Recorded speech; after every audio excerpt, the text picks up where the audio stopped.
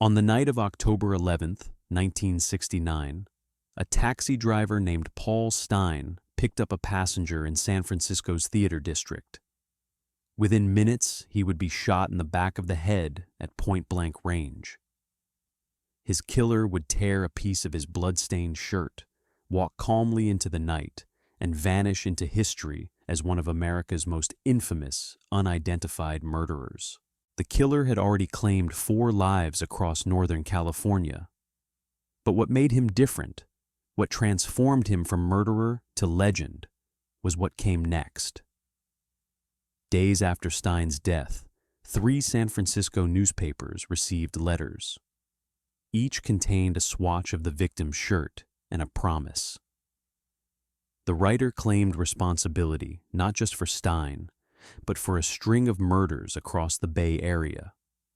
He threatened to kill again, to shoot children on a school bus, to become what he called a collector of slaves for the afterlife. And he signed his letters with a symbol that would become synonymous with terror, a circle with a cross through it, like the crosshairs of a gun sight. This was 1969. America was bleeding. The Vietnam War raged overseas. The Manson family had just shattered the summer of love with brutal murders in Los Angeles. And now, in the fog-shrouded hills of San Francisco, a new kind of killer had emerged. One who didn't just kill, but played games. One who sent ciphers and codes to newspapers, daring police to catch him. One who called himself Zodiac. This is the story of 5 confirmed murders, dozens of theories, and one inescapable truth. Despite 56 years of investigation, despite thousands of suspects, despite advances in DNA technology and code breaking that seemed impossible in 1969, we are no closer to knowing who the Zodiac Killer really was. This is the story of why his identity will never be known. To understand how one man could terrorize an entire region and disappear without a trace, we have to go back to a cold December night in 1968, to a lonely road outside a small town called Benicia, where 2 teenagers went on their first date and never came home. December 20th, 1968. Lake Herman Road stretched dark and empty through the hills east of San Francisco Bay. It was the kind of place young couples went to be alone, far from the eyes of parents and neighbors. That night, 17-year-old David Faraday took 16-year-old Betty Lou Jensen there in his mother's station wagon. David was a straight-A student, president of his high school class, bound for college. Betty Lou was a cheerleader, popular and bright, with her whole life ahead of her. They had known each other for years, but were just beginning to date. The night was cold and clear, and they parked at a gravel turnout overlooking the water, talking and listening to the radio. Just before 11, another car pulled up behind them. The driver got out and approached.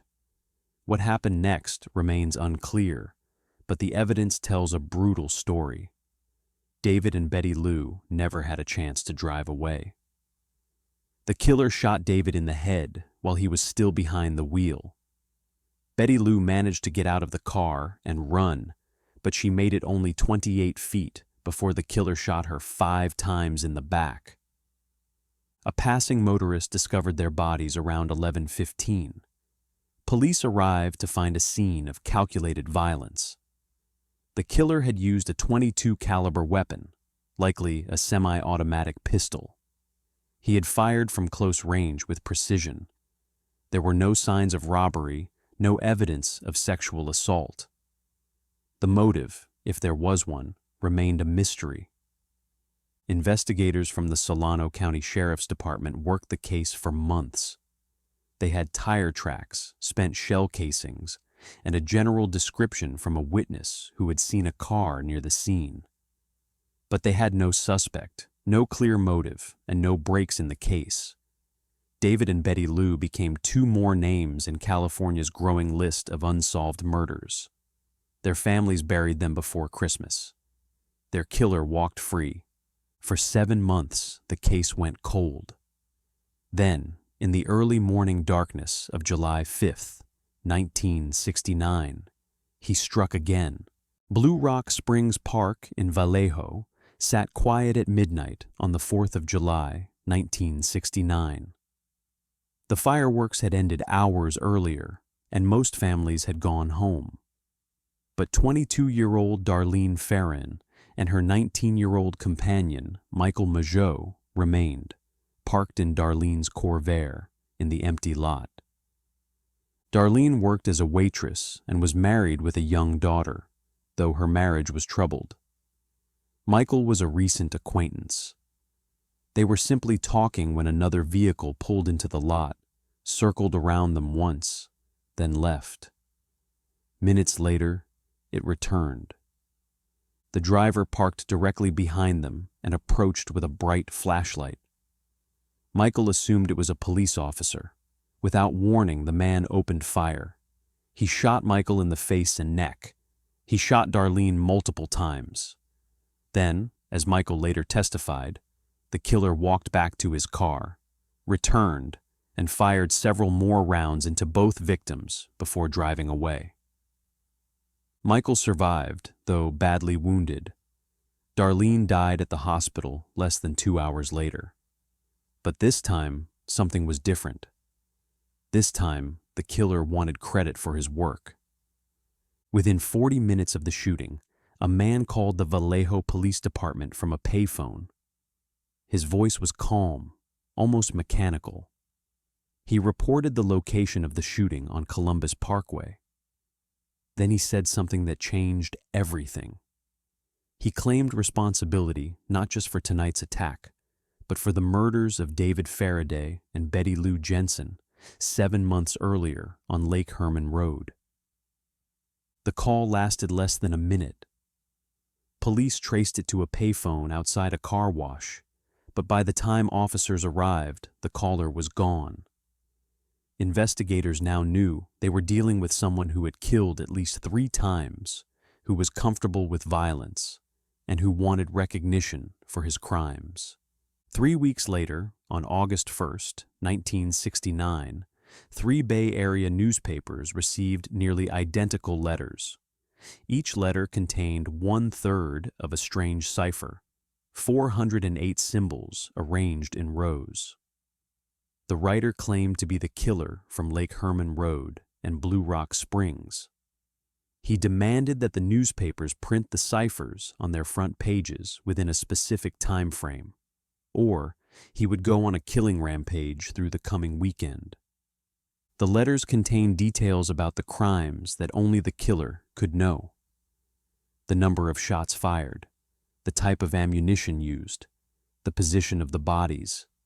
Police had no choice but to take the threat seriously. The newspapers published the ciphers as demanded. 1 week later, on August 8th, a high school teacher named Donald Hardin and his wife Betty cracked the code. The message was chilling, but revealed nothing useful. The killer wrote about enjoying murder more than hunting wild game, about collecting slaves for the afterlife, about not revealing his name. The cipher confirmed that one person was responsible for both attacks, but it brought investigators no closer to his identity. Then came the letter that gave him his name. On August 4th, the San Francisco Examiner received a new message that began with 4 words that would echo through history. This is the Zodiac speaking. September 27th, 1969. Lake Berryessa, a reservoir in Napa County about 70 miles north of San Francisco, offered miles of quiet shoreline, perfect for hiking and picnicking. College students Brian Hartnell and Cecilia Shepard spent that afternoon relaxing near the water, enjoying the late summer weather. Around 4:30 in the afternoon, they noticed a man watching them from across a field. He disappeared into the trees, then emerged minutes later wearing a bizarre costume.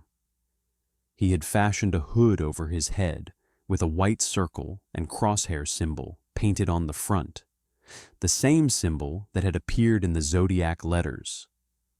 He carried a gun and a length of white clothesline rope. Brian later described the encounter in detail. The man approached claiming to be an escaped convict who needed their car. His voice was monotone, almost rehearsed. He ordered Cecilia to tie up Brian. Then he bound both of them with the rope he had brought. Brian tried to keep him talking, tried to keep things calm, tried to find a way out of the situation. Without warning, without any provocation, the man pulled out a knife and began stabbing. He stabbed Brian 6 times at the back. He stabbed Cecilia 10 times, repeatedly plunging the knife into her back and abdomen.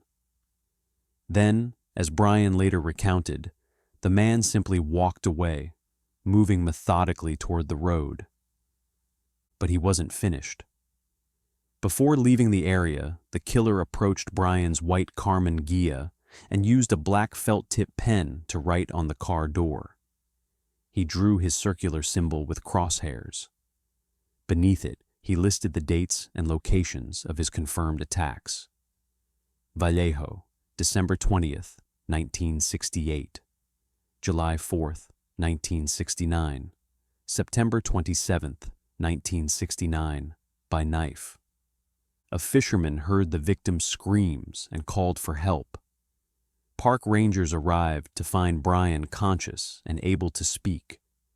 Cecilia had also survived the initial attack and gave a detailed description of their assailant before losing consciousness. She described him as a white male, approximately 5 feet 8 inches to 6 feet tall, with a heavy build and dark brown hair. She mentioned his unusual costume and the methodical way he had carried out the attack. Brian survived his wounds. Cecilia died 2 days later at the hospital without regaining consciousness. She was 22 years old, a student at Pacific Union College with plans to become a teacher. Shortly after the attack, the killer called the Napa County Sheriff's Office from a payphone to report the crime, ensuring that help would arrive for his victims. Then he disappeared into the growing fog of his own legend. Within weeks, he would kill again, and this time, there would be witnesses who saw his face. October 11th, 1969. Paul Stine, a 29-year-old graduate student at San Francisco State University, worked part-time as a cab driver to support his studies. That Saturday evening, he picked up a passenger in the downtown area who requested a ride to the Presidio Heights neighborhood. At approximately 9:45, the passenger shot Stine once in the right side of the head. The killer then tore a large piece from Stine's blood-stained shirt, took his wallet and keys, and exited the cab. He was seen by multiple witnesses, including teenagers who watched from a nearby window and called police. Officers arrived within minutes, but a critical error in the police radio transmission described the suspect as a black male, when witnesses had clearly seen a white man. Patrol officers Don Fook and Eric Zelms actually passed a heavy-set white man walking away from the scene on Jackson Street. The man was calm, his hands in his pockets, moving at a normal pace. Only later, when the radio description was corrected, did the officers realize they had likely encountered the killer. The witnesses provided enough detail for police to create a composite sketch. The Zodiac was described as a white male in his late 20s to early 40s, stocky build, approximately 5 feet 8 to 5 feet 10 inches tall, with short brown hair and possibly glasses. The sketch was circulated throughout the Bay Area, appearing in newspapers and on television broadcasts. 3 days later, the San Francisco Chronicle received a letter containing a swatch of Paul Stine's shirt and a detailed account of the murder that only the killer could have known. The letter mocked the police for not catching him, even though he had been in plain sight. The Zodiac claimed that the two officers had stopped and talked to him, though this detail was never confirmed. More letters followed throughout late 1969 and into 1970. Some contained additional ciphers. Some included threats of bombings or mass shootings. One particularly disturbing letter threatened to shoot children on a school bus, describing in detail how he would shoot out the tires and pick off the survivors as they emerged. Police took the threat seriously enough to provide protection for school buses across the region, but the promised attack never materialized. In November of 1969, the Zodiac sent his most challenging cipher yet. The so-called 340 cipher contained 340 characters arranged in a complex pattern. Unlike the 408 cipher, which had been cracked in days, this one would remain unsolved for 51 years. Meanwhile, investigators pursued thousands of leads. They interviewed suspects, analyzed handwriting samples, compared fingerprints from the Stein cab to every viable candidate. The case drew resources from multiple law enforcement agencies: the San Francisco Police Department, Vallejo PD, Napa County Sheriff, Solano County Sheriff, the California Department of Justice, and the FBI all worked various aspects of the investigation. One name kept surfacing: Arthur Lee Allen, a former elementary school teacher from Vallejo, first came to police attention in October of 1969 when a friend reported disturbing conversations they had shared. Allen had allegedly talked about hunting people, about wanting to call himself Zodiac, about taunting police with letters. He wore a Zodiac brand wristwatch with the same crosshair symbol that appeared in the killer's letters. Police interviewed Allen multiple times over the years. In 1991, surviving victim Michael Mageau identified Allen from a photo lineup as the man who shot him and Darlene Ferrin at Blue Rock Springs. Investigators executed search warrants at Allen's home, seizing weapons, writings, and other evidence. The circumstantial case against him seemed overwhelming, but the physical evidence never matched. Allen's fingerprints did not match partial prints found in Paul Stein's cab. His handwriting, according to multiple experts, bore no resemblance to the distinctive printing in the Zodiac letters. His DNA, extracted from sealed envelopes years later, did not match DNA found on the stamps of Zodiac letters. Every time investigators thought they had their man, the forensic evidence pushed them back to square one. Arthur Lee Allen died of a heart attack on August 26, 1992. He was 58 years old. He maintained his innocence until the end. The Zodiac case remained open. The letters stopped coming after 1974. The last confirmed Zodiac communication was a letter to the San Francisco Chronicle in which he claimed 37 victims total. Police could only confirm 5 deaths directly linked to the Zodiac, with 2 survivors. The discrepancy has fueled decades of speculation about additional victims that were never connected to the case. In the years that followed, the investigation never truly went cold. New detectives inherited the case files.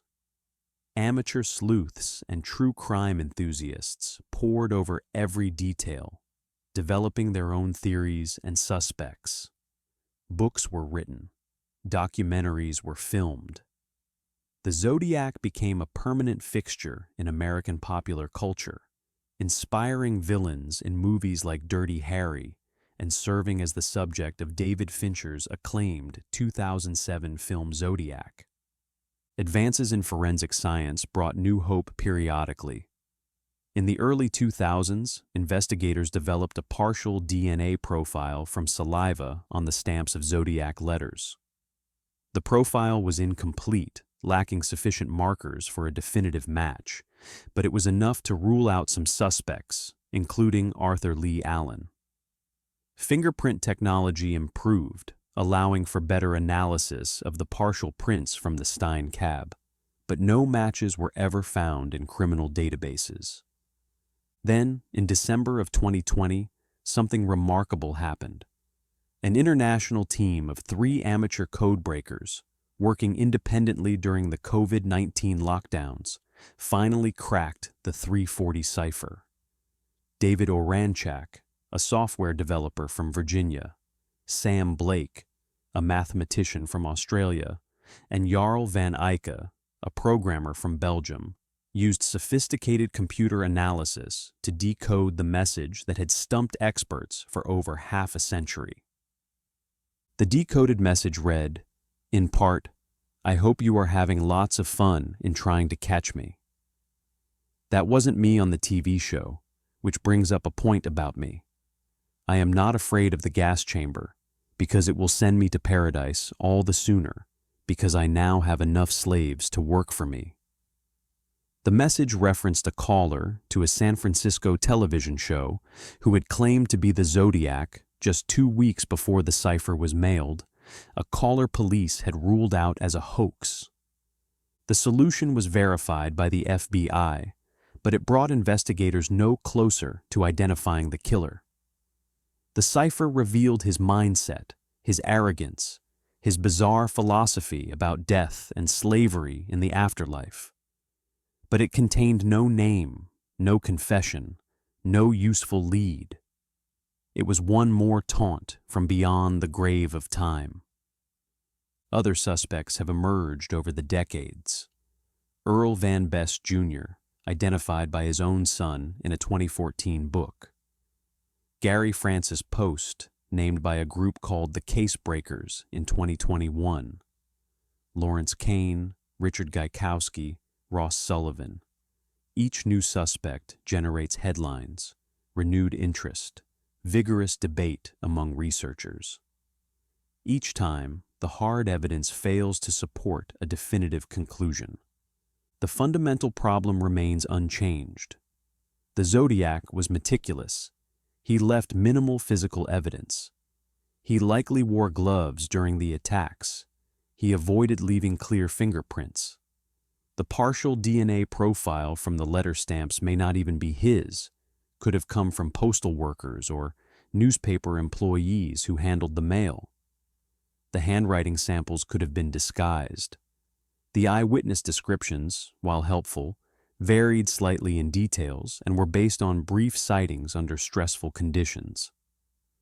In 2024, a Netflix documentary series titled "This is the Zodiac Speaking" featured members of the Seawater family who had known Arthur Lee Allen in the 1960s. The siblings alleged that Allen had taken them on trips to locations where Zodiac victims were later found, that he had drugged them as children, that he had confessed to being the Zodiac shortly before his death in 1992. The documentary reignited public interest in Allen as a suspect, but it did not change the fundamental reality. Allen died over 30 years ago without being charged, and the forensic evidence still does not support his identification as the killer. The case remains officially open in San Francisco, Vallejo, Napa County, and with the FBI. Detectives still receive tips, still follow leads when credible new information emerges. But with each passing year, the likelihood of a definitive solution diminishes. The Zodiac, if he is still alive, would be in his 80s or 90s now. More likely, he has been dead for years, taking his secret to the grave. Why will the Zodiac Killer's identity never be known? The answer lies not in a single factor, but in a constellation of circumstances that have proven insurmountable. He operated in an era before modern forensic technology, before DNA databases and genealogical matching, before security cameras and cell phone tracking, before the interconnected digital systems that make it nearly impossible for a serial killer to operate undetected today. The Zodiac had the advantage of timing, striking at a moment when law enforcement tools were limited and forensic science was in its infancy. He was intelligent and careful. He varied his methods and locations. He wore gloves or was meticulous about not leaving clear fingerprints. He may have disguised his handwriting. He stopped killing, or at least stopped claiming credit, at a time when he could have continued. Many serial killers are caught because they cannot stop, because their compulsion drives them to take greater risks. The Zodiac, whatever his true motivation, possessed the discipline to walk away. The passage of time has erased what few physical traces might have led to his identification. Potential witnesses have died. Memories have faded. Physical evidence has degraded. The original investigators, the men and women who worked the case when it was fresh, have retired or passed away, taking with them institutional knowledge and insights that can never be fully recovered. But perhaps most frustratingly, the Zodiac may have hidden in plain sight. He may have been interviewed and dismissed. He may have been in the database of suspects that grew to include over 2,500 names. He may have died years ago, his death noted in some newspaper obituary, his connection to the crimes never suspected by those who knew him. Behind the mystery and the endless speculation, we must remember the human cost.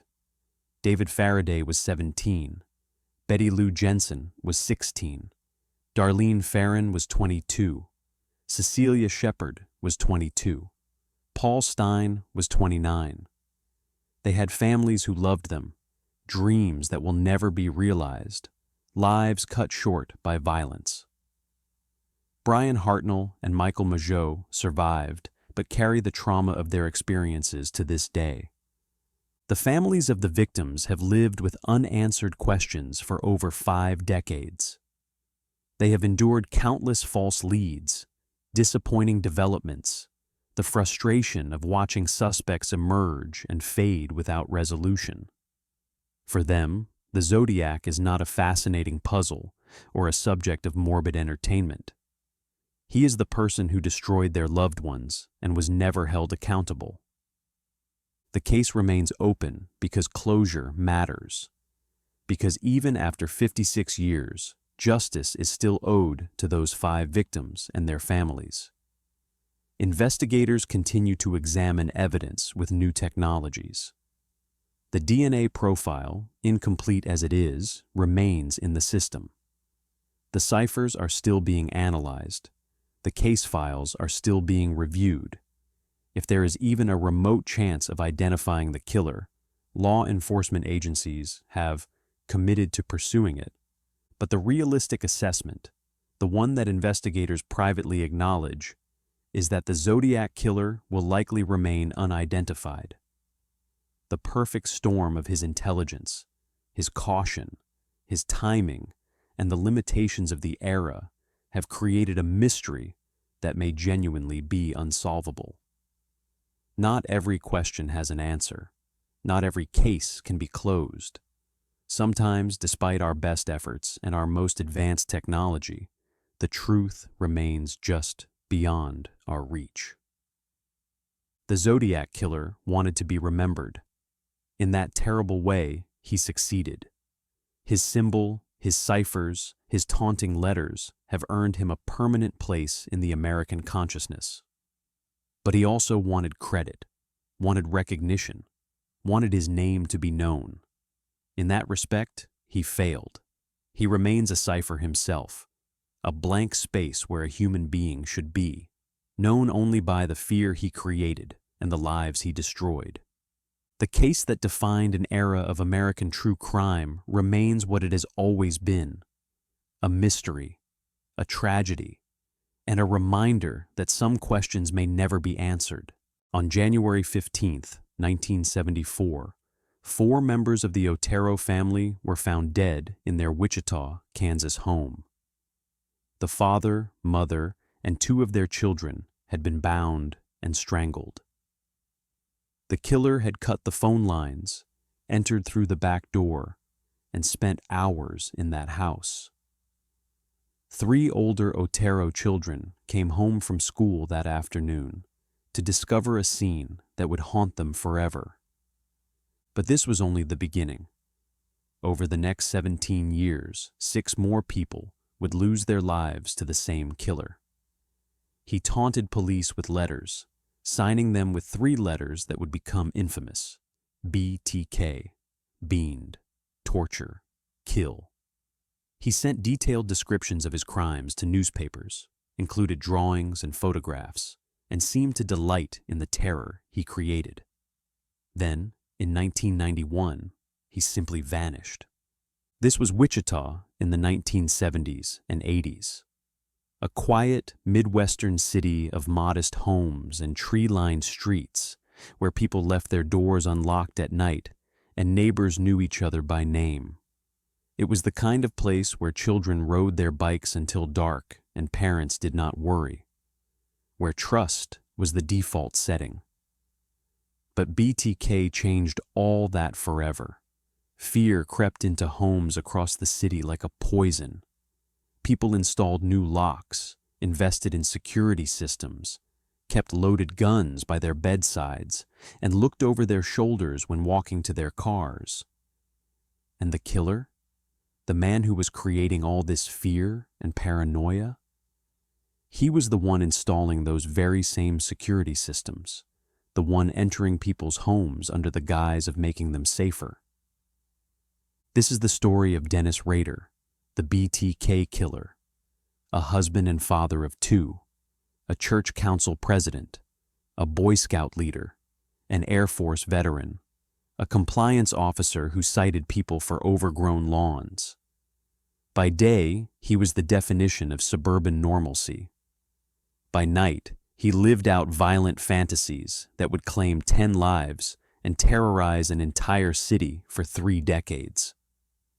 To understand how one man could lead such a complete double life, how he evaded capture for over 30 years, and how his own ego would ultimately lead to his downfall, we have to go back to a cold winter morning in 1974 when the Otero family moved to Wichita, hoping for a fresh start. Dennis Lynn Rader was born on March 9, 1945, in Pittsburgh, Kansas, a small town in the southeastern corner of the state. He was the oldest of 4 sons in what appeared to be a typical Midwestern family. His father, William Elvin Rader, was a former United States Marine who worked for Kansas Gas Service. His mother, Dorothea May, was a bookkeeper.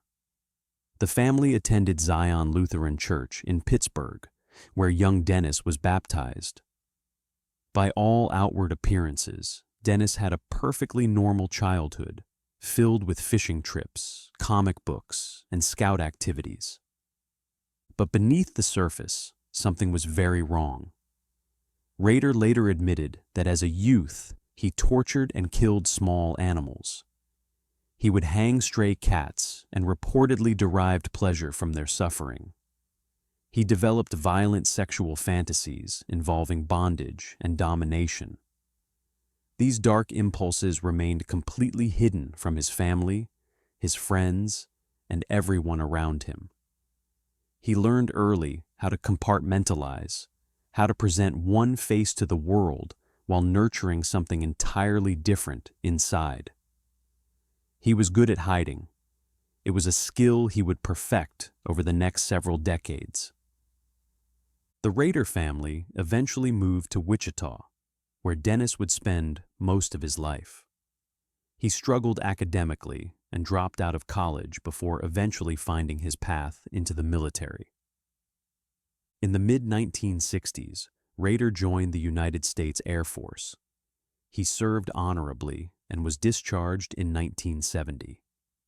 He returned to Wichita, where he briefly worked as an assembler for the Coleman Company, a camping equipment manufacturer. In May of 1971, he married Paula Dietz, a secretary, in a ceremony at Christ Lutheran Church. They seemed like any other young couple starting their lives together. In 1974, Rader began working for ADT Security Services, installing home security alarms. The job gave him access to hundreds of homes across Wichita. He learned floor plans, alarm systems, entry points. His co-workers called him Blue Book Man because he rigidly followed every rule and reprimanded others for even minor infractions. He was meticulous, organized, and completely unremarkable. That same year, 1974, Paula gave birth to their first child, a son named Brian. From the outside, Dennis Rader was living the American dream. A steady job, a wife, a new baby, a home in a quiet neighborhood. But inside, something was building. His fantasies were no longer enough. He needed more. He began what he called trolling, walking or driving through neighborhoods, looking for what he referred to as projects. These were potential victims, women mostly. He would follow them, learn their routines, study their homes. He was methodical, patient.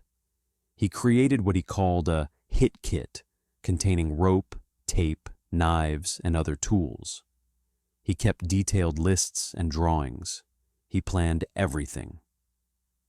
In December of 1973, he had spotted Julie Otero and her 11-year-old daughter Josephine while out walking. The Otero family had moved to Wichita just 6 months earlier. Joseph Otero, the father, was a former Air Force pilot. Julie, the mother, was a devoted Catholic woman. They had 5 children. The 3 oldest attended school. The 2 youngest, 9-year-old Joey and 11-year-old Josephine, stayed home that morning. On the morning of January 15, 1974, Dennis Rader gathered his carefully prepared hit kit and drove to the Otero home on North Edgemore Street. He cut the phone lines with wire cutters and entered through the back door, finding it unlocked, as so many doors were in Wichita in those days. When he encountered Joseph Otero still at home instead of at work as he had expected, he had to improvise quickly. He pulled a gun and told the family an elaborate lie. He said he was wanted by the law, that he was on the run and desperate, that he just needed food, some money, and a car to get out of town, and that he would not hurt them if they cooperated. The Otero family, kind and trusting, believed him. They thought if they cooperated, they would survive. He ordered them to lie face down on the living room floor and began binding them with cord he had brought in his kit. Joseph, Julie, 9-year-old Joey, and 11-year-old Josephine all complied, believing they were helping a desperate man who would soon be gone. Only when Rader started to strangle Joseph Otero did the family realize they had been terribly, fatally deceived. One by one, methodically and without mercy, Rader killed them all. Joseph first, then Julie, who he had to strangle twice because he was inexperienced and uncertain. Young Joey was next, and finally 11-year-old Josephine, who he forced down to the basement, placed a noose around her neck, and hanged from a pipe. Before he left the house, he took items as souvenirs to remember this day: a watch, a radio, personal belongings. Then he calmly drove away in the family car, abandoning it in a supermarket parking lot and throwing the keys onto the roof of a nearby building. That afternoon, around 3:30, 15-year-old Charlie Otero and his siblings Danny and Carmen came home from school, expecting a normal day. What they discovered when they walked through the door would shatter their lives forever, would change them in ways that could never be undone. Charlie later described the moment as having his heart physically ripped from his chest, leaving a wound that would never fully heal. 3 months passed after the Otero murders. Wichita police had no solid leads. The crime scene had been meticulously processed, evidence had been collected and cataloged, but the killer had left frustratingly little behind that could identify him. Detectives interviewed hundreds of people. They followed every tip, no matter how unlikely. But nothing led them closer to the killer. Then, on April 4th, 1974, he struck again. Catherine Bright was a 21-year-old woman who worked at the Coleman Company, the same place where Rader had briefly been employed. On that April afternoon, Rader broke into her home and was waiting when Catherine arrived with her 19-year-old brother, Kevin. Rader forced them both at gunpoint, binding them with rope. But this time, something went wrong. Kevin Bright fought back. During the struggle, Rader shot Kevin in the face, but Kevin survived and managed to escape to get help. Meanwhile, Rader turned on Catherine. She did not survive the attack. Kevin Bright's survival meant that police now had an eyewitness, a description, but it still was not enough to identify the killer. 9 months after the Otero murders, in October of 1974, an anonymous phone call was placed to the Wichita Eagle newspaper. The caller's voice was calm, almost casual, as he directed them to a specific mechanical engineering textbook in the public library. Inside that book, tucked between the pages, police found a letter. It claimed responsibility for the Otero murders and promised that more killings would follow. The letter contained details about the crime scene that had never been released to the public, details that only the killer could have known, confirming beyond doubt that this was authentic. This was the beginning of BTK's correspondence with authorities and the media. In that first letter, he had given himself a name. He explained what the letter stood for in chilling detail. Bind them, torture them, kill them, BTK. He wrote that he had done this before and would do it again. He seemed to relish the attention, the fear he was creating, the power he held over an entire city. This was not just about the killings themselves.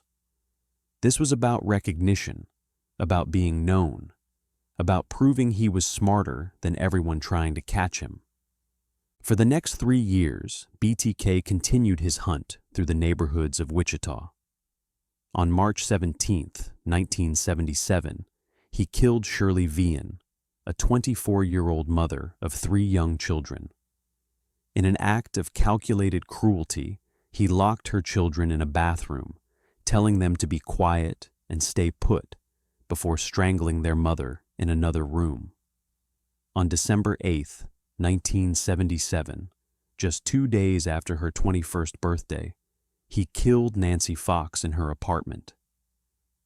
After Nancy's death, Rader called the police from a payphone, his voice calm and matter-of-fact as he directed them to the crime scene and admitted he was responsible for her death. Wichita was gripped by paralyzing fear, unlike anything the city had experienced before. Women installed multiple deadbolts on their doors and windows. Gun sales increased dramatically across the city. People stopped answering their doors to strangers. Neighborhood watch programs formed almost overnight. Parents walked their children to school. The police department was overwhelmed with tips and worked around the clock. But despite their best efforts, they seemed no closer to catching him. BTK was always one step ahead. He knew police procedures inside and out. He understood forensics and how to avoid leaving evidence. Some investigators began to speculate that he might have formal training in criminal justice, that he might even be studying the very techniques being used to hunt him. Then, in 1979, after Nancy Fox's murder, the letters stopped. the killing stopped. BTK went silent. Police waited for the next victim, the next letter, but nothing came. Days turned into weeks, weeks into months, months into years. The case grew cold. While Wichita held its collective breath and waited for the next attack, Dennis Rader continued living his meticulously normal life. In 1978, his daughter Carrie was born, completing his family. He was now a father of 2 children who would grow up knowing nothing of their father's dark secret. He attended church every Sunday at Christ Lutheran Church, where he not only served on the congregation council, but eventually became its president. He helped lead his son's Cub Scout troop, taking boys on camping trips and teaching them skills. Neighbors knew him as quiet, helpful, perhaps a bit rigid and overly particular about rules, but certainly not someone to fear, certainly not a monster. In 1979, Rader graduated from Wichita State University with a degree in administration of justice. He had spent years studying criminal justice, learning about forensics and investigative techniques, all while actively committing the very crimes he was studying how to solve. The same year he graduated, he began transitioning away from ADT security services, eventually leaving the company in 1988.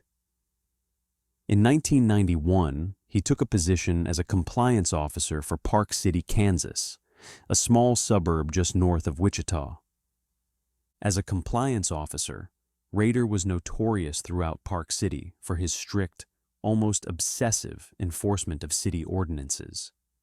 He measured grass height with a ruler, issuing citations if lawns exceeded the allowed length by even a fraction of an inch. He took photographs of minor infractions and created detailed reports. He was aggressive in his approach, sometimes confrontational, and seemed to take genuine pleasure in wielding even the smallest amount of authority over others. People in Park City knew him as difficult, petty, and hard to deal with. But no one suspected that this nitpicking bureaucrat was capable of murder. But BTK had not stopped. The silence from 1979 did not mean he had stopped killing. During his so-called cooling off period, Rader continued to feed his obsession in other ways. He took photographs of himself wearing women's clothing and bondage gear, posing as his victims. He kept detailed journals, drawings, and records of his crimes. He fantasized about future victims. And then he killed again. In April of 1985, he murdered Maureen Hedge, a 53-year-old neighbor who lived just a few houses away from him. In September of 1986, he strangled 28-year-old Vicky Wegerle in her home while her 2-year-old son was present. The child was not harmed, but for years this murder was not definitively linked to BTK. On January 19, 1991, Rader abducted 62-year-old Dolores Davis from her home. Her body was found 13 days later under a bridge. She had been strangled, her body positioned in a specific way. This would be his last known victim. After 1991, BTK went silent again, but this time the silence would last 13 years. Investigators assumed he was either dead, imprisoned for another crime, or had found some other outlet for his violent urges. The case files gathered dust, families grieved without answers, and Dennis Rader went about his life, raising his children, working his job, attending church. In 2004, a local newspaper ran a feature story marking the 30th anniversary of the Otero murders. The headline read, "BTK Case Unsolved, 30 Years Later." The article speculated that the killer was likely dead or in prison. Dennis Rader read that article at his desk in the Park City compliance office. He later admitted he was kind of bored and decided it was time to remind everyone that BTK was still out there. In March of 2004, the Wichita Eagle received a letter from someone calling himself Bill Thomas Killman. The letter claimed responsibility for the Vicky Wegerle murder from 1986. Enclosed were photographs of the crime scene and a photocopy of Vicky's driver's license, which had been stolen at the time of her death. Police immediately formed a task force. Lieutenant Ken Landwehr, a veteran detective who had worked the original cases, led the investigation. The BTK task force included members of the Wichita Police Department, the Kansas Bureau of Investigation, and the FBI. They knew they were dealing with someone who craved attention and recognition. Over the next year, BTK sent multiple communications to various media outlets and law enforcement agencies. He left packages carefully taped to stop signs at specific intersections around Wichita. He dropped items wrapped in plastic bags into library return slots after hours. He mailed materials directly to television stations with specific instructions for how they should cover his story. Each communication contained more evidence, more details about the crimes, more taunting messages designed to prove his superiority. He sent chapter headings for a proposed book he wanted to write called The BTK Story. He included disturbing drawings that depicted his crimes. He sent photographs of himself in bondage poses. He was showing off, proving that he was still out there, still smarter than everyone trying to catch him.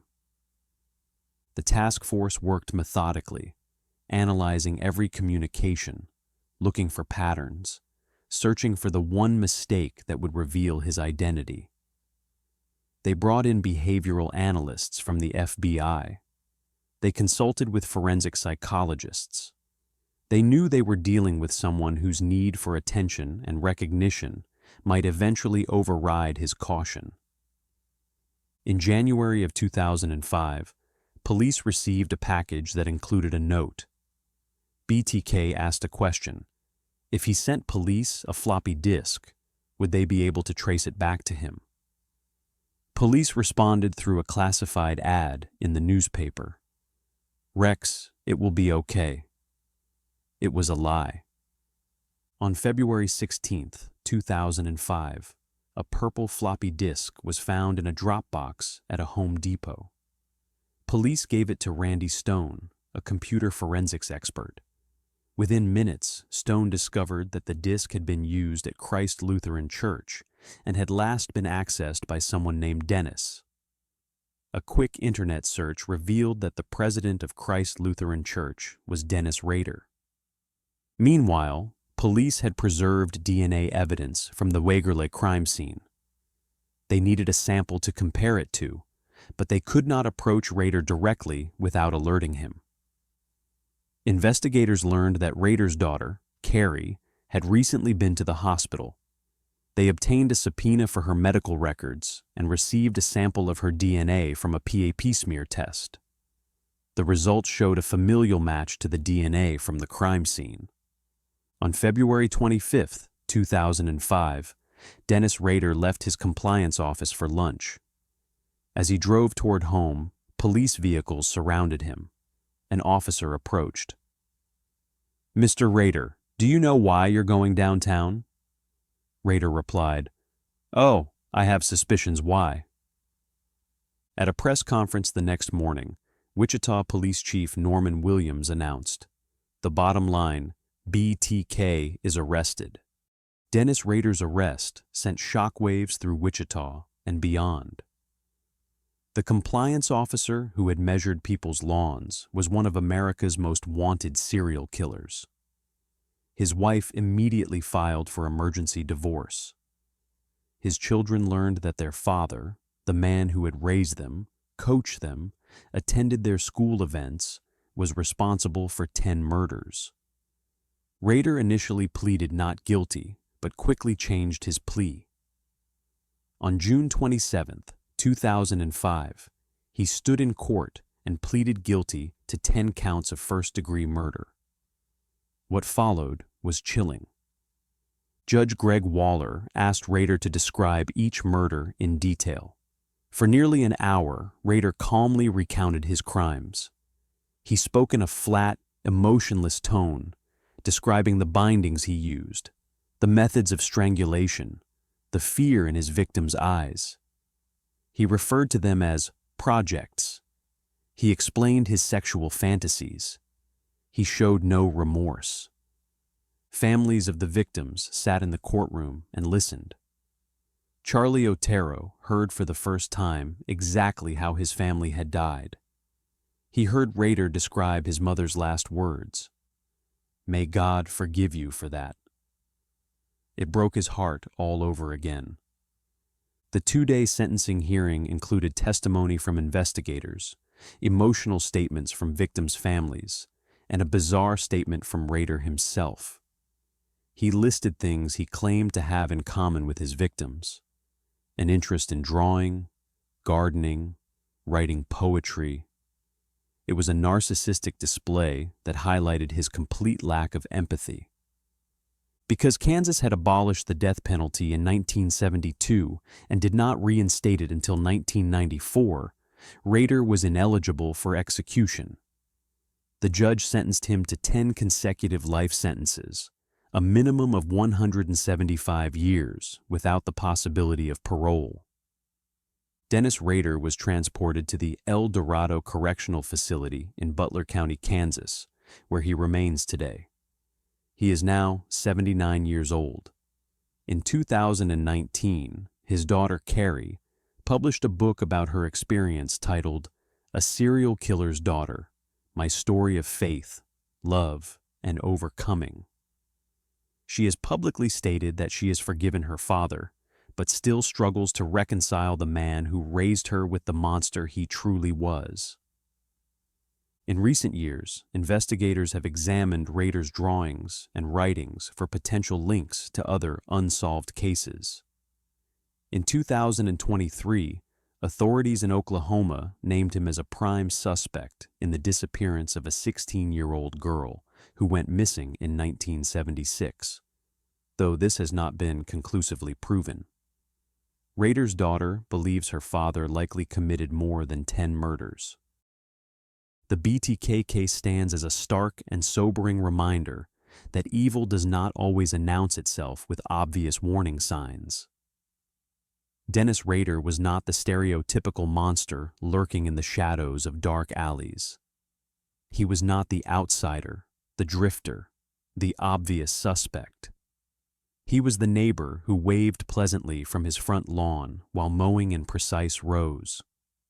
The church member who never missed a Sunday service and sat in the same pew every week. The father who attended his children's school events and helped with their homework. The compliance officer who drove around Park City in a city vehicle, enforcing rules and maintaining order.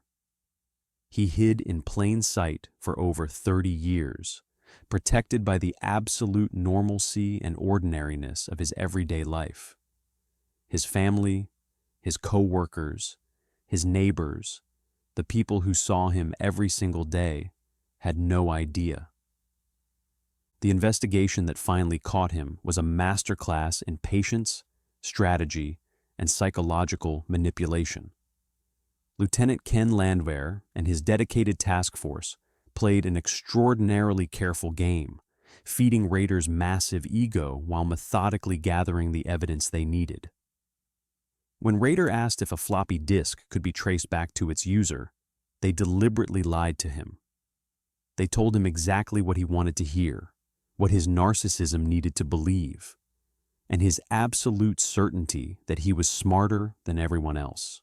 His unwavering belief that he could outsmart law enforcement one more time led him to trust that lie. That single decision would be his downfall. 10 families lost loved ones to BTK: Joseph, Julie, Joey, and Josephine Otero, Catherine Bright, Shirley Vian, Nancy Fox, Maureen Hedge, Vicky Wegerle, Dolores Davis. Behind each name is a life cut short, a family forever changed, a community forever scarred. They deserve to be remembered not for how they died, but for how they lived. The BTK case changed how law enforcement approaches cold cases. It demonstrated the value of preserving DNA evidence, even when technology to analyze it does not yet exist. It showed the importance of never giving up, of keeping files open, of waiting for the one mistake every criminal eventually makes. Dennis Rader made that mistake when he decided his story needed to be told, when he believed the world had forgotten about BTK, when his ego demanded attention one more time. That decision led to his arrest, his conviction, and ensured he will spend the rest of his life behind bars. Today, Rader sits in a maximum security prison, his notoriety the only thing left of the power he once wielded. The families he destroyed continue to heal, to remember their loved ones, and to find strength in survival. And Wichita, the city he terrorized for 3 decades, has reclaimed the sense of safety he tried so hard to take away. On June 7, 1977, a suspected serial killer walked into a Colorado courthouse for a routine pretrial hearing. Within an hour, he would leap from a second-story window and disappear into the Rocky Mountains. His name was Theodore Robert Bundy, and this was only the beginning. 6 months later, he would do the impossible: escape again. This time, he would squeeze through a hole in the ceiling of his maximum security cell, crawl through air ducts, and emerge in the apartment of the jail's chief officer. By the time guards discovered he was gone, Bundy was already on a plane, heading east. Within weeks, he would kill again. 3 more young women would lose their lives before authorities finally captured him for the last time. This was 1977. America was still reeling from the chaos of the Vietnam War, and trust in institutions was crumbling. The idea that a suspected serial killer could simply walk away from justice, not once, but twice, seemed impossible. Yet Ted Bundy proved that the system designed to contain him was full of cracks, and he exploited every single one. This is the story of Ted Bundy's 2 escapes from custody, the tale of how a charming law student became one of the most notorious fugitives in American history, how he manipulated judges, outsmarted jailers, and used the legal system itself as a tool for his freedom, and how his second escape would lead directly to some of the most brutal murders in Florida's history. To understand how one man could vanish twice from secure facilities and evade capture across multiple states, we have to go back to a cold January night in Colorado when everything began to unravel. January 12, 1975. The Wildwood Inn in Snowmass Village, Colorado, sat nestled in the heart of ski country, surrounded by snow-covered peaks and pine forests. Inside, guests enjoyed the warmth of a mountain resort vacation. Among them was 23-year-old Corinne Campbell, a registered nurse from Dearborn, Michigan.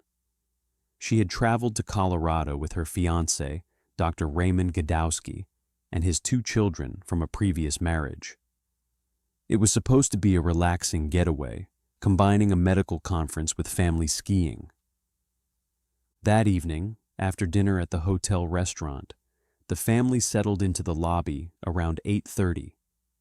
Corinne realized she had left a magazine in their second-floor room and excused herself to retrieve it. Her fiancé and the children waited for her return.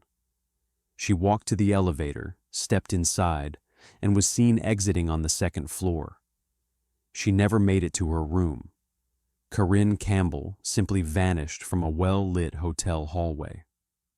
Search efforts began immediately. Police and hotel staff combed every corner of the inn. Over 100 interviews were conducted. Roadblocks were established. But there was no trace of the young nurse.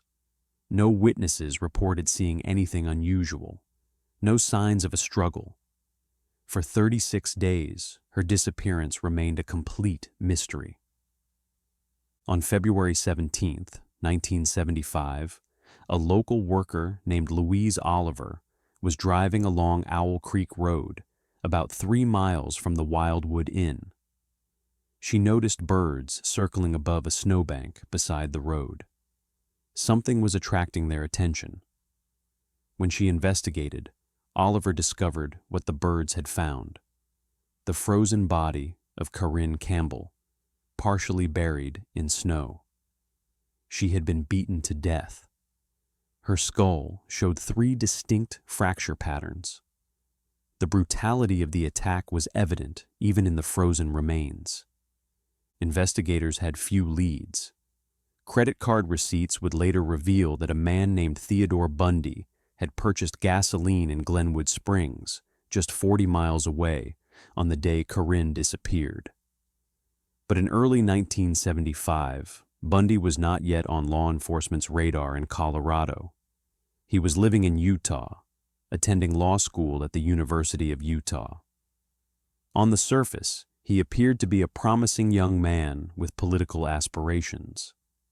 He had worked on Republican campaigns, volunteered at a crisis hotline, and was articulate and charming. But beneath that carefully constructed exterior, Ted Bundy was something else entirely. Throughout 1974, young women had been disappearing across Washington state, where Bundy had previously lived. The pattern was chilling and consistent. The victims were typically young women with long hair parted in the middle. They vanished from public places in broad daylight. Some of their remains were later found in remote locations, showing signs of extreme violence. Police in multiple states were beginning to notice similarities in these cases, but the connections had not yet been made. In August 1975, a Utah Highway Patrol trooper named Bob Hayward spotted a Volkswagen Beetle behaving suspiciously in a residential neighborhood late at night. When Hayward turned on his headlights, the vehicle sped away. After a brief chase, Bundy pulled over. Inside his car, police found handcuffs, a ski mask, rope, an ice pick, and pantyhose with eye holes cut into them. It was a killer's toolkit. Bundy was arrested, and the investigation into his activities intensified. Carol DeRanch, a young woman who had narrowly escaped an attempted kidnapping in Utah the previous year, identified Bundy from a police lineup. She had been approached at a shopping mall by a man posing as a police officer who claimed someone had tried to break into her car. He convinced her to get into his Volkswagen, but when he attempted to handcuff her, DeRanch fought back and escaped. Her testimony would prove crucial. In February 1976, Bundy was convicted of aggravated kidnapping and sentenced to 1 to 15 years in Utah State Prison. But investigators were not finished. Hair samples found in Bundy's Volkswagen were microscopically similar to hair from Corinne Campbell's head. Credit card receipts placed him in Colorado at the time of her disappearance. In October 1976, Colorado authorities charged Theodore Bundy with the first-degree murder of Corinne Campbell. He was extradited to Colorado to await trial. The case appeared solid, but there was a problem. The evidence was largely circumstantial. Hair analysis was not as definitive as DNA testing would later become. And Bundy was an intelligent man who understood the law. He knew that circumstantial evidence could be challenged in court. He also knew something else. The Pitkin County legal system had vulnerabilities he could exploit. Theodore Bundy arrived in Aspen, Colorado in January 1977 to face trial for Corinne Campbell's murder. He was held at the Pitkin County Jail, a facility that would prove inadequate for containing a man of Bundy's determination and intelligence. From the beginning, Bundy prepared for what would come. He requested to represent himself in court, a right granted to defendants under American law. This seemingly simple decision would become the key to his first escape. As his own attorney, Bundy had legal access to the courthouse law library. He needed to research case law, review precedents, and prepare his defense. The library was located on the second floor of the Pitkin County Courthouse, in the same building where his pretrial hearings were held. During these visits, Bundy studied more than legal documents. He studied the building itself. He noted the security protocols, the guard rotations, the windows. Judge Stuart Lohr presided over Bundy's case and made a decision that would have profound consequences. He ruled that Bundy, while in court, should not be restrained with handcuffs or leg shackles.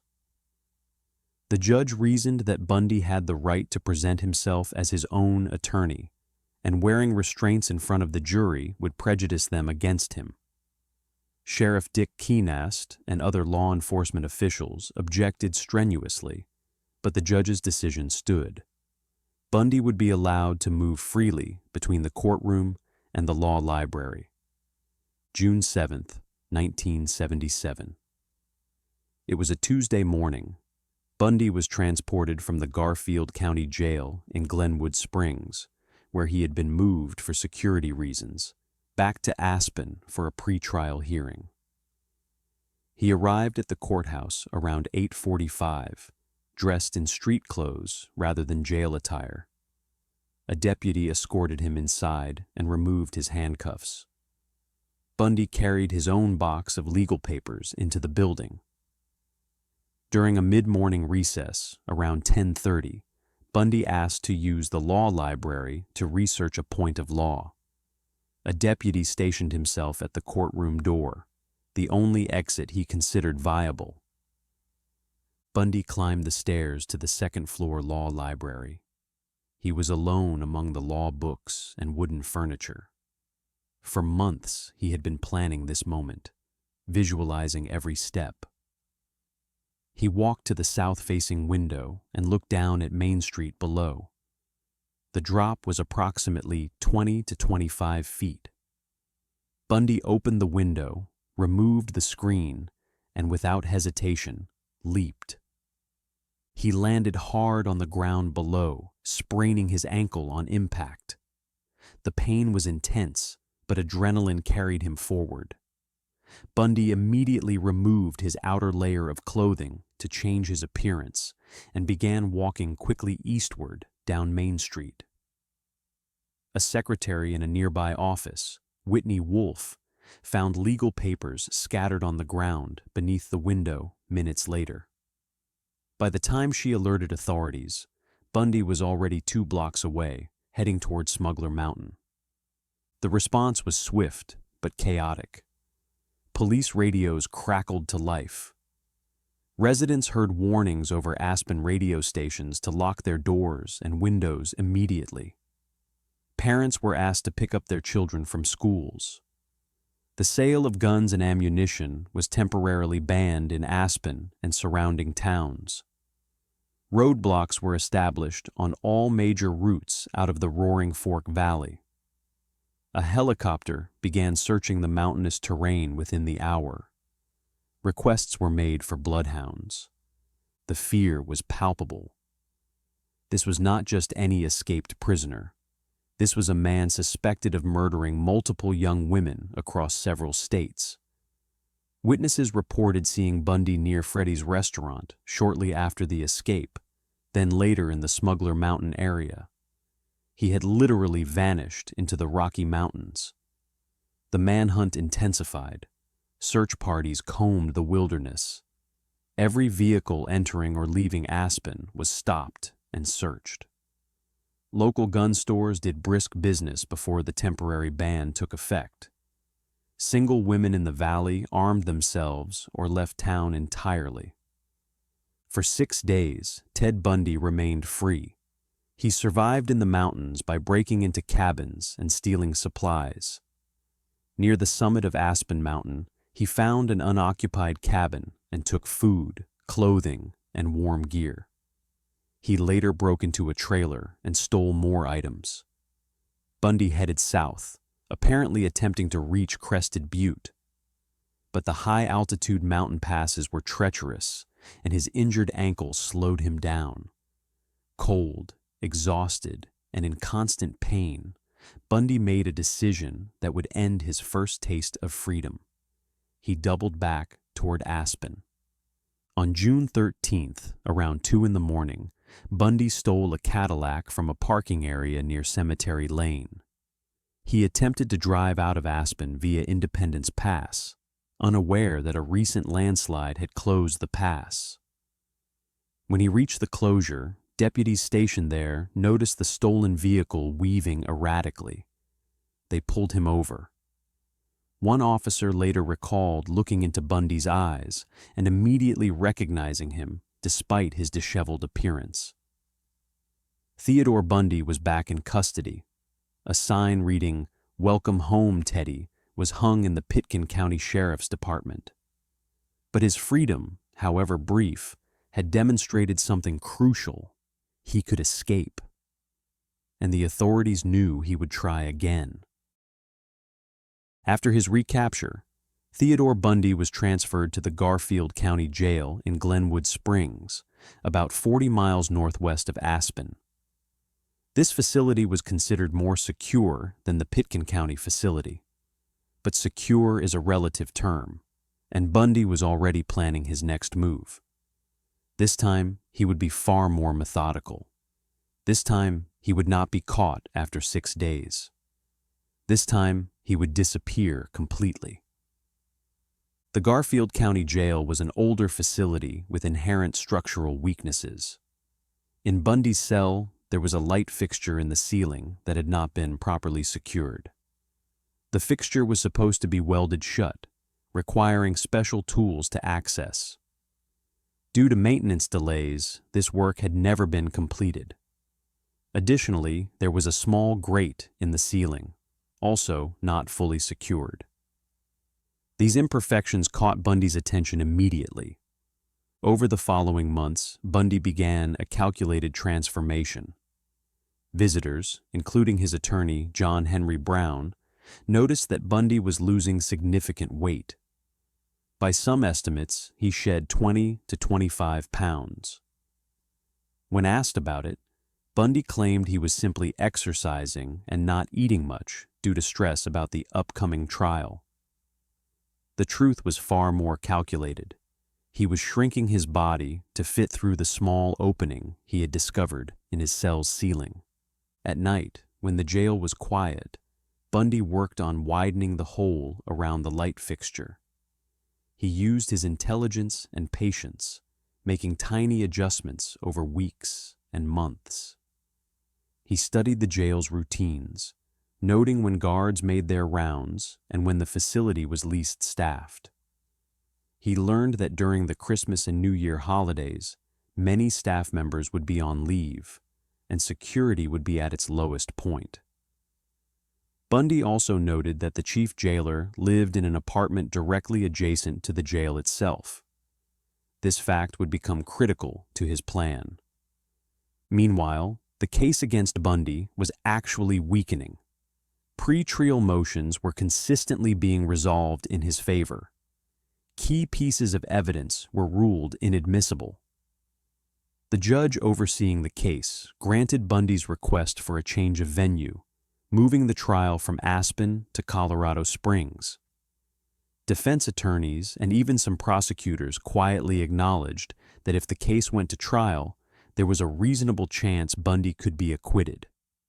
The evidence remained largely circumstantial, but Bundy was not interested in taking that chance. He had already decided he would not stand trial in Colorado. December 30th, 1977. It was a Friday evening, the night before New Year's Eve. Most of the jail's staff were enjoying the holiday. Non-violent prisoners had been granted furloughs to spend time with their families. The facility was operating with a skeleton crew, Bundy had been waiting for exactly this moment. He had already prepared his cell to look occupied. Books and files were piled under his blanket, shaped to resemble a sleeping body. Pillows were arranged to suggest a human form. Around evening hours, when the remaining guards were occupied elsewhere in the facility, Bundy stood on his bunk and reached up to the ceiling. He removed the loosened light fixture and squeezed through the opening he had carefully widened over months of patient work. His weight loss paid off. Where a full-sized man could not fit, the thinner version of Theodore Bundy slipped through. He found himself in the crawl space between the jail cells and the floor above. The space was cramped, filled with plumbing pipes and electrical wiring. Bundy crawled through the darkness, navigating by feel and memory of the building's layout he had mentally constructed. His destination was the apartment of the chief jailer, which he knew was accessible through this crawl space.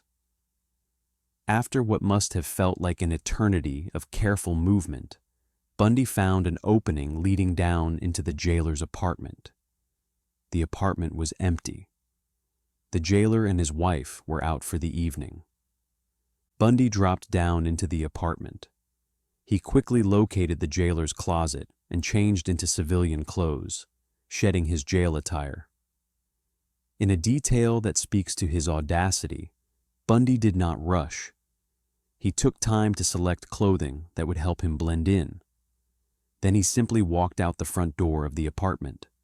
He strolled into the snowy Glenwood Springs night as a free man. No alarm sounded. No one saw him leave. Theodore Bundy had vanished. The escape was not discovered until the following afternoon, Saturday, December 31st. When guards finally checked Bundy's cell more carefully and realized the lump under the blankets was not a sleeping prisoner, panic ensued. By then, Bundy had been gone for more than 17 hours. The head start was devastating for law enforcement. Roadblocks were established, but far too late. Search parties fanned out across western Colorado, but they were searching for a ghost. What authorities did not know was that Bundy was already far beyond their reach. After leaving the jail, he had walked through the snowy streets of Glenwood Springs. Some accounts suggest he may have been picked up by a hitchhiker. A rifle resident named Andy Leba later believed he had given Bundy a ride that night, even offering the stranger his jacket against the freezing temperatures. By morning, Bundy had made his way to Denver. From there, he boarded a commercial flight to Chicago. He took a train to Ann Arbor, Michigan. Then he stole a car and drove south to Atlanta. Finally, he boarded a bus heading to Florida. Theodore Bundy was on his way to Tallahassee, where he would commit the crimes that would ultimately seal his fate. January 8, 1978. Ted Bundy arrived in Tallahassee, Florida, stepping off a bus into the humid southern air. He was now using the alias Chris Hagen and rented a room at a boarding house on West College Avenue, just 5 blocks from the Florida State University campus. For a brief moment, Bundy later claimed, he considered trying to start over. He thought about finding legitimate work and disappearing into a new life. But his compulsions were too strong. Within days, he was stealing credit cards from women's purses in grocery stores and shoplifting to support himself. Florida State University was alive with young students returning from winter break. The campus had a vibrant social scene, with sorority houses, dormitories, and nightclubs creating a constant buzz of activity. The Chi Omega sorority house sat near the heart of this social center, a brick building where young women lived, studied, and felt safe. On the night of January 14th, a Saturday, the house was full of residents enjoying the weekend. Some had been out at local bars and clubs. Others were studying or sleeping. None of them knew that a predator was watching. Around 3 in the morning on January 15th, a Chi Omega resident named Nita Neary returned to the sorority house from a date. She entered through the back door and made her way toward the front staircase. As she moved through the house, she heard unusual sounds, someone running, moving quickly. When Neary reached the entrance hall, she saw a figure at the front door. It was a man, and he was holding a club in his right hand. His left hand was on the doorknob. For a brief moment, their eyes met.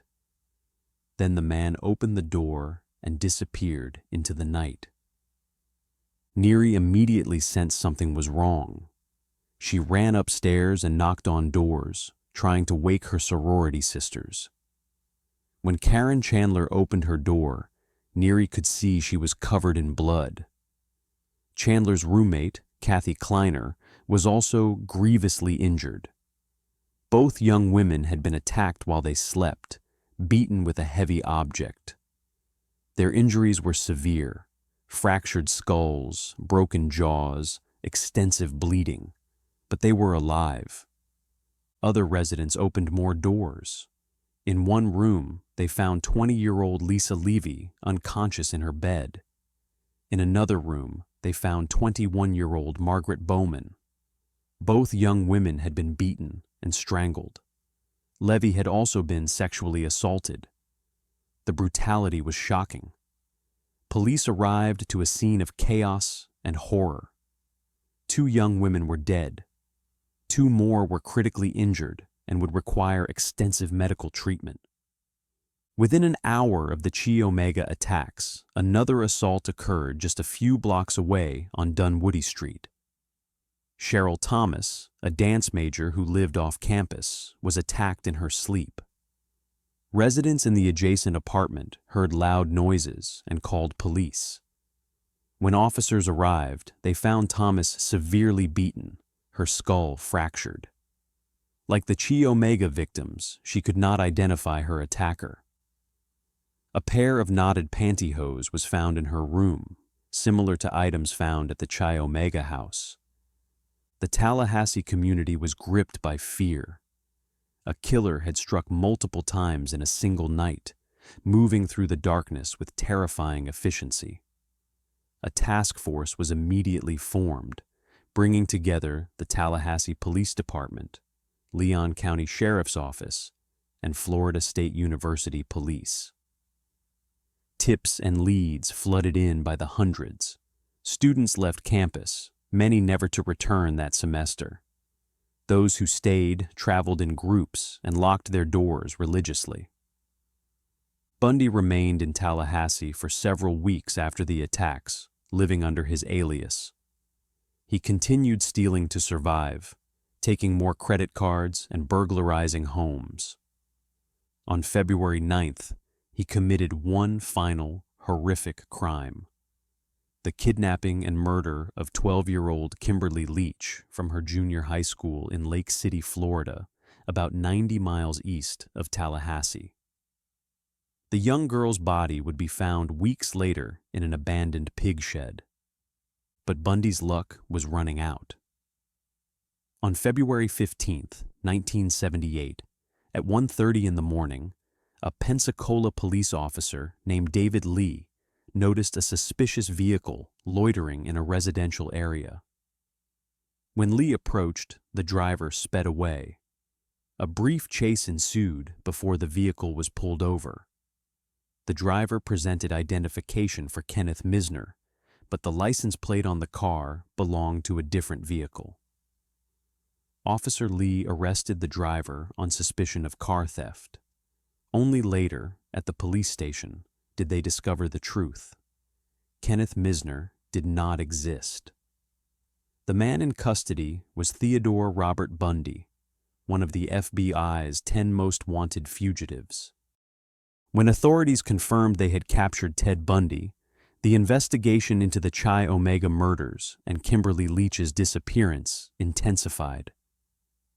Detectives from Colorado contacted Florida law enforcement, sharing information about Bundy's escapes and the pattern of violence that followed him across state lines. Sheriff Ken Katsaris of Leon County later recalled the moment he wrote Bundy's name on a legal pad in his car, realizing this could be the killer they sought. The evidence against Bundy began to accumulate. Witnesses placed him near the Chi Omega house on the night of the murders. Nita Neary's description of the man she saw matched Bundy's appearance. Hair samples found in Cheryl Thomas's apartment were microscopically similar to Bundy's hair. But the most damning evidence was biological, a bite mark on Lisa Levy's body. Forensic odontologists examined the mark and compared it to dental impressions of Bundy's teeth. The match was definitive. Ted Bundy had literally left his signature on one of his victims. In May 1978, a Florida grand jury indicted Bundy on charges of first-degree murder, attempted murder, and burglary for the Chi Omega attacks. The trial began in June 1979 in Miami, after a change of venue due to intense publicity in Tallahassee. The trial was historic. It became the first murder trial in American history to be televised nationally from gavel to gavel. Cameras captured every moment as the handsome, articulate defendant faced testimony about unspeakable violence. Bundy, ever confident in his own intelligence, insisted on handling much of his own defense, despite having court-appointed attorneys available. This decision proved disastrous. According to his defense team, Bundy sabotaged his own case through arrogance and poor judgment. A plea bargain had been offered. Bundy would plead guilty to killing Levy, Bowman, and Leach in exchange for a firm 75-year prison sentence. He would likely die in prison, but he would avoid the electric chair. Bundy rejected the deal, convinced he could win acquittal through his courtroom performance. The trial lasted several weeks. Survivors Kathy Kleiner and Karen Chandler testified about the night of the attack, though they could not identify Bundy as their assailant since they had not seen his face. Cheryl Thomas, still recovering from her injuries, also testified. Nita Neary took the stand and pointed directly at Bundy, identifying him as the man she saw leaving the Chi Omega house with a club in his hand. Forensic experts presented the bite mark evidence with enlarged photographs and dental molds, showing the jury how perfectly Bundy's teeth matched the wound on Lisa Levy's body. On July 24, 1979, after less than 7 hours of deliberation, the jury returned guilty verdicts on all counts. 2 counts of first-degree murder for Margaret Bowman and Lisa Levy, 3 counts of attempted murder for the assaults on Kleiner, Chandler, and Thomas, and 2 counts of burglary. Judge Edward Cowart imposed death sentences for the murders. In a moment that would become famous, Judge Cowart addressed Bundy directly. "Take care of yourself, young man. I say that to you sincerely. It's a tragedy to this court to see such a total waste of humanity. You're a bright young man. You'd have made a good lawyer. I'd have loved to have you practice in front of me. But you went the wrong way, partner." A second trial followed in January 1980 for the murder of Kimberly Leach. Again, Bundy was convicted and sentenced to death. The evidence included eyewitness testimony placing Bundy with the young girl, fibers matching those in his vehicle, and hotel receipts from Lake City. The appeals process would stretch on for nearly a decade, with multiple stays of execution. During this time, Bundy attempted to trade confessions for more time, admitting to murders in Washington, Oregon, Utah, Colorado, and Florida. He confessed to killing Karen Campbell, Julie Cunningham, and Denise Oliverson in Colorado, though only Campbell's body had been recovered. On January 24, 1989, at 7:06 in the morning, Theodore Robert Bundy was executed in the electric chair at Florida State Prison. Outside the prison, crowds gathered. Some held signs celebrating his death. Others protested the death penalty. Inside, Bundy had spent his final hours giving interviews to investigators, confessing to 30 murders, though many experts believe the true number could be significantly higher, perhaps reaching 100 victims or more. The escapes that Bundy engineered in Colorado had given him enough freedom to kill at least 3 more times. Margaret Bowman, Lisa Levy, and Kimberly Leach would still be alive if he had remained in custody. The failures of security at both the Pitkin County Courthouse and the Garfield County Jail had cost innocent lives. In the aftermath, both facilities underwent significant security improvements.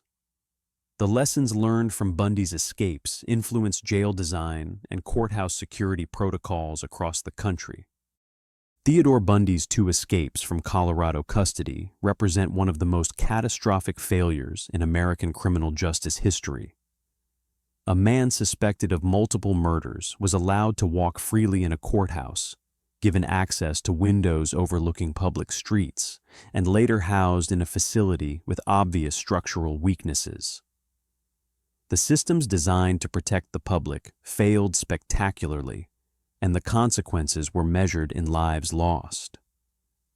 What made Bundy's escapes possible was not just his intelligence and determination, but a combination of institutional complacency, inadequate facilities, and misplaced faith in legal conventions. Judge Lohr's decision to allow Bundy to appear in court without restraints, while legally defensible, created the opportunity for the first escape. The maintenance failures at Garfield County Jail, combined with reduced holiday staffing, enabled the second. Each escape revealed vulnerabilities that should have been addressed, but were not. The human cost cannot be calculated. Margaret Bowman was 21 years old, a junior studying art history with dreams of working in a museum.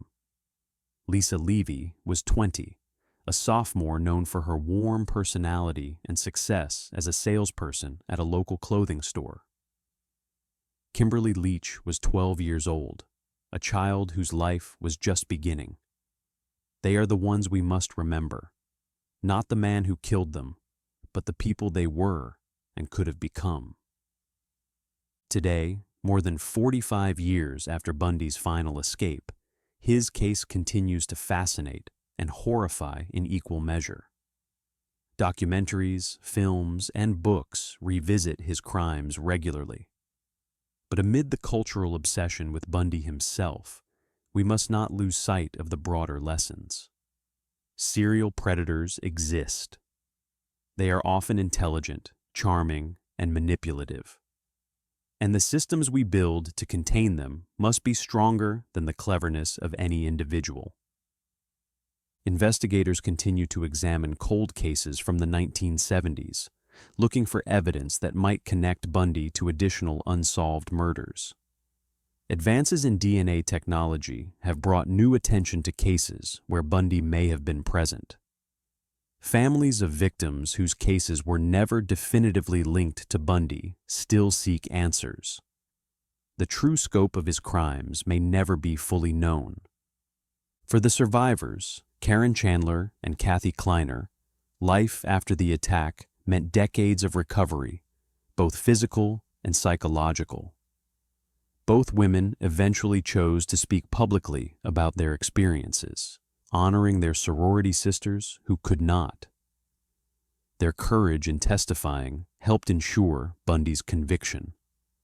Their survival stands as a testament to human resilience in the face of unimaginable evil. Theodore Bundy's escapes will forever remain a dark chapter in Colorado and Florida history. They serve as a reminder that justice systems are only as strong as their weakest points, and that vigilance can never be relaxed when dangerous individuals are in custody. The question that haunts us is not how Bundy escaped. The question is how we allowed it to happen twice.